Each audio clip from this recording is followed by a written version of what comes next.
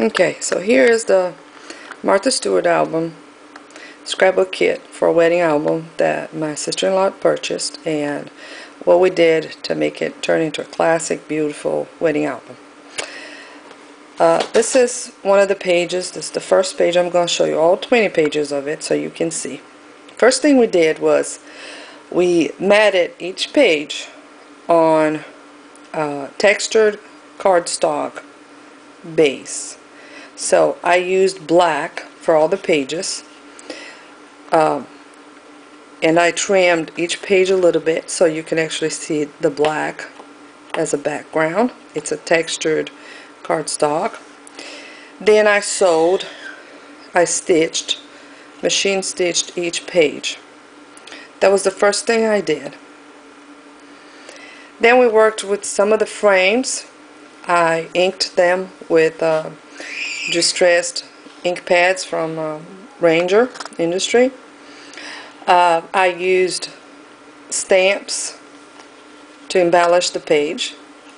I used the stamps to replace those simple cardstock photo corners, page corners that I showed you before.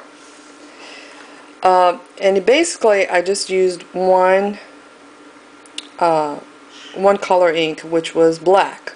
I used Staz-On permanent ink, and because we were on a budget, we chose to use satin ribbon as an embellishment and little gems, little pink gems. Her wedding colors were green, pink, and had some tones of hues of orange in it too. So we decided to go with burnt orange to enhance the color. I also used some birds as an afterthought. I decided to use some stamped birds on the pages too. I'm going to show it to you later. The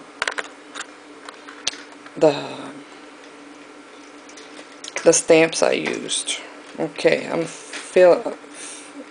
fooling around with my light here. Let's see if this makes it better. Okay, here we go. So I matted the basic page, then I matted the labels too. I added little satin ribbons and bows to embellish the pages. Here's another page. And the basic colors of this album was pastel green, pastel blue, light brown or beige. There was a bit of gray too, and we used the black to enhance those colors. They're very muted, I thought. Very, very different from my style. If you've checked my blog before, you know this is certainly not my style. It was really a challenge to do this album.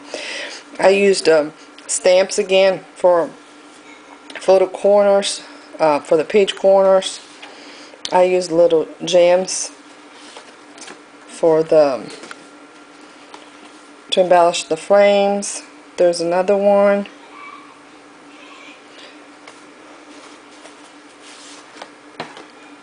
Here's another one. After I started working with the pages with the album, I kind of did a pattern. There were 20 pages, so I used 4 different page corners. So there are 5 pages of each. I kind of did as a pattern to these white big frames. I used this fancy pants stamp on it, so that they would look more uniform.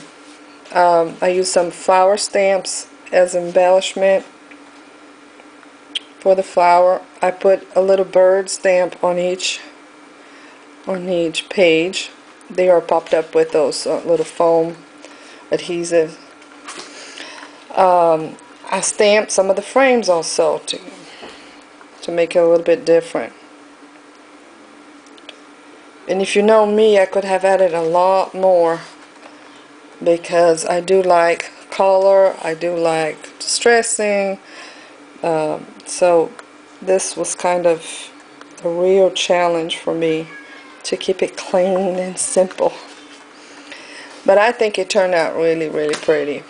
Unfortunately, I don't have any pictures to put on the album to show it to you.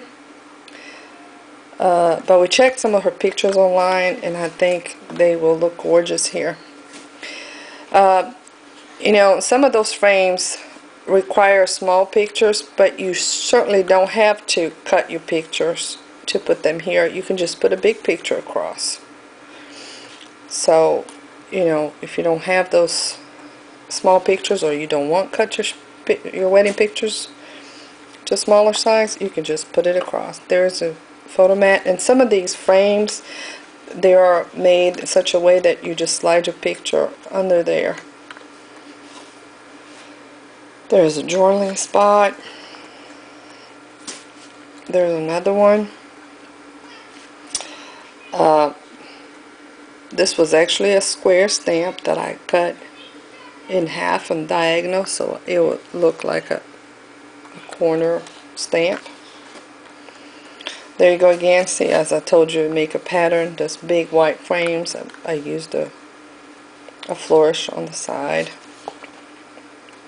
Again, you don't have to put your picture inside this little space. You can overlap the whole space if you have a big picture. And I was telling my sister-in-law, you can, with a pen, you can trace the picture on its edge so it will look like a frame, or you can dab a little bit of white ink or any other color you like around the frame, or you can mat your picture on white cardstock or black cardstock, or you can even have them printed now like they had a border. So that way, you know, your picture does have a border even if it's not contained in this little space. There are many, many different possibilities.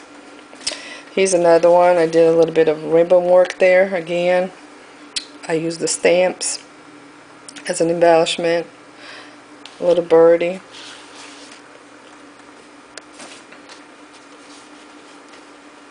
If you remember the original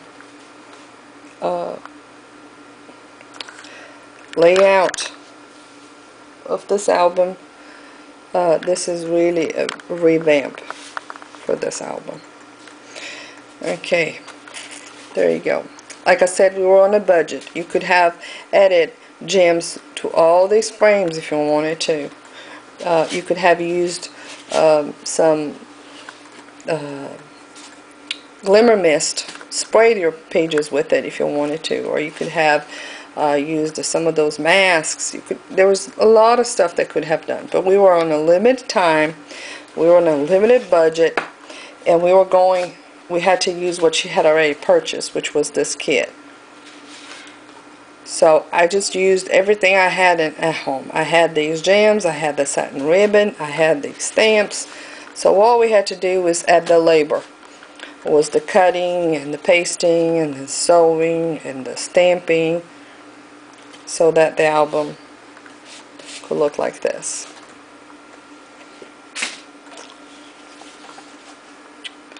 I hope you enjoy it. I hope you like it. All these are stamps. Let me show you. Now let me show you the stamps I used. I used some Prima stamps. This is one of the latest ones. I used these vegetation thing here. These are the little 1-inch square things. They're from this company right here, Inca Dincado. Ocado. I don't know how you sound that out. This is that one that I stamped and I cut it in half. Here's another one that I used. These are the birds. They're also Martha Stewart stamps.